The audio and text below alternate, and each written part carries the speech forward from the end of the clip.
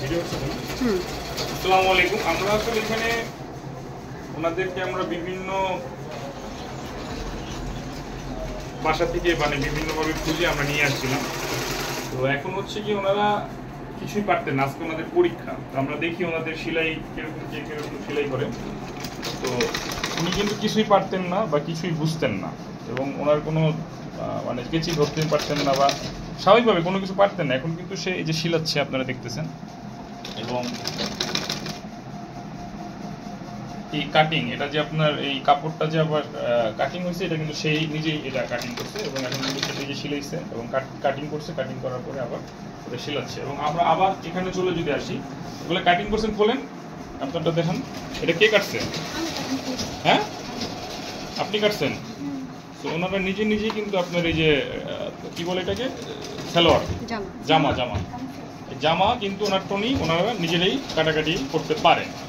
তারপরে এখানে যদি আমরা আসি, এখানে আরেকজন সে কাটছে, কাটার পর এখন কিন্তু এই যে আপনারা দেখতেছেন যে উনি কিন্তু ওনার সেলাইটা কন্টিনিউ করতেছেন।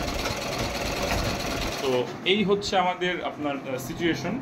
তো একটা মানুষ যে আসলে একদম জিরো, সে কিছুই করতে পারে না বা কোনো কিছু, কিন্তু মানুষটা সুবিধা বঞ্চিত, আর একটু ভালো থাকতে চায়, একটু পরিবারকে সহযোগিতা করতে, একটু আর্থিক সচ্ছলতা নিয়ে তার বাচ্চাকে, তার হাজবেন্ডকে, তার মাকে, তার বোনকে, তার ফ্যামিলিকে একটু সহযোগিতা করতে চায়। অন্তত পক্ষে তো নিজের ঘরের যে কাপড় সেটা বানাইতে পারবে, এবং সেই সাথে আশেপাশে থেকেও যদি কেউ কাপড়ের যে কাজ, সেটা কিন্তু ইজিলি পাওয়া যায়।